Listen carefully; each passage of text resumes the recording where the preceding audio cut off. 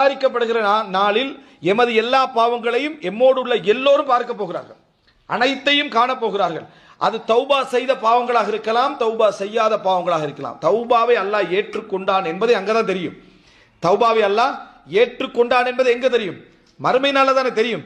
அல்லாஹ் தஆலா தௌபாவை ஏற்றுக்கொண்டான். அப்படி வெளிப்படுத்தப்படக்கூடிய நாளில் எங்களுக்கு தரப்பட்ட மிக முக்கியமான ஒரு பாக்கியமே என்ன தெரியுமா? சிலருக்கு அல்லாஹ் தஆலா அவ்வளவு படைப்புகளுக்கு முன்னால திரைய போட்டுருவான், தனிய விசாரிப்பான். தனிய விசாரித்து யுஅர்ரிஃபுஹு பிதம்பிஹி, அந்த இந்த பாவத்தை உனக்கு தெரியுமான்னு இறைவன் என்ன செய்வான்? ஒவ்வொரு பாவமாக இறைவன் காட்டிக்கொண்டே வருவான். அவன் முடிவெடுத்து விடுவான், நான் அழிந்தேன், நான் அழிந்து விட்டேன் என்று முடிவெடுக்கக்கூடிய நேரத்தில் அல்லாஹு தஆலா நான் இந்த அத்தனையும் உனக்கு உலகத்திலே மறைத்து வந்தேன், இன்றைக்கும் நான் மறைத்து விடுகிறேன், இன்றைக்கும் நான் மறைத்து விடுகிறேன், உன்னை மன்னித்து விட்டேன் என்று சொல்லி அல்லாஹு ரப்புல் ஆலமீன் சுவர்க்கம் அனுப்புவான்.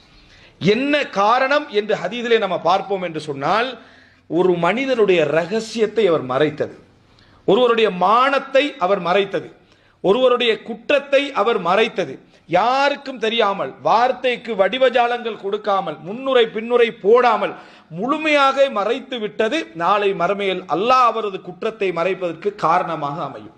எத்தனை பாவங்கள் எமது காதோரங்களாக வந்து செல்கின்றன. தேடி சென்று எடுக்கிறோம், வரவில்லை என்று மகிழ்ச்சி அடையாமல் தேடி சென்று எடுக்கிறோம். அதுவும் இன்றைய மீடியா கால பகுதியில் எத்தனை பேர் என்ன பாவம் செய்கிறார்கள் என்பது அவரவர்களுக்கே என்ன தெரியாத அளவில் பிறருடைய பாவங்களை, நாம் தொடர்பட்டவர்களுடைய பாவங்களை கூட சுமந்து கொண்டிருக்கிறோம். அன்புள்ள சகோதரர்களே, இது நாளை மறுமையில் எம்மை அளிக்கக்கூடியது என்று சொன்னால், இந்த ஒரு முஃமினுடைய வாழ்க்கையில் இந்த இரகசியம் என்ற பகுதியில் இந்த மூன்றாவது பகுதி எவ்வளவு பயங்கரமானது நினைத்து பாருங்கள். நமது பாவத்தை நம்ம மறைக்கக்கூடிய அந்த நேரம் பிறருடைய பாவம் வெளிப்படுத்தப்படுவதை விரும்புகிறோம் என்று சொன்னால், எப்படி நாளை மறுமையில் அல்லாஹ் தஆலா எம்மை மன்னிப்பான்? மன்னிப்பதற்கு எப்படி நாமே நமக்கு எதிராக இருக்கிறோம் என்பதை பாருங்கள். எனவே அன்புள்ள சகோதரர்களே, சிந்திக்கக்கூடிய மக்களாக நாம் இருப்போம் என்று சொன்னால், நாம் அடிப்படையில் பாவிகள்.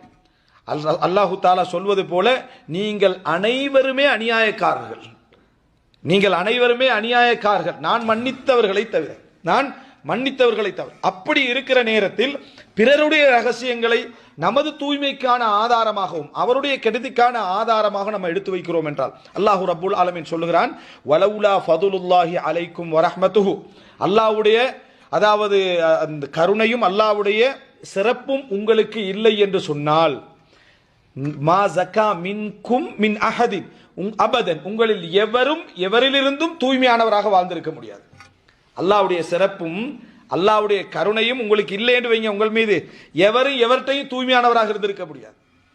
எல்லாரும் ஒருத்தர் கெட்டவராக தான் என்ன செஞ்சிருப்பீங்க, இருந்திருப்பீங்க. அல்லாஹ்வுடைய சிறப்பின் காரணமாக அல்லாஹ் தஆலா உங்களை என்ன செய்யறான்? தூய்மையானவர்களாக வைத்திருக்கிறான் என்று சொல்லி அல்லாஹ் ரப்புல் ஆலமீன் சொல்லி காட்டுகிறான். அன்புள்ள சகோதரர்களே, எனவே அதை நம்ம பேணி பாதுகாத்து, ஒரு முஃமினுடைய வாழ்க்கையில் இரகசியம் என்பது மறுமையுடைய முக்கியமான பண்பாட்டோடு சம்பந்தப்பட்ட ஒரு அம்சம்.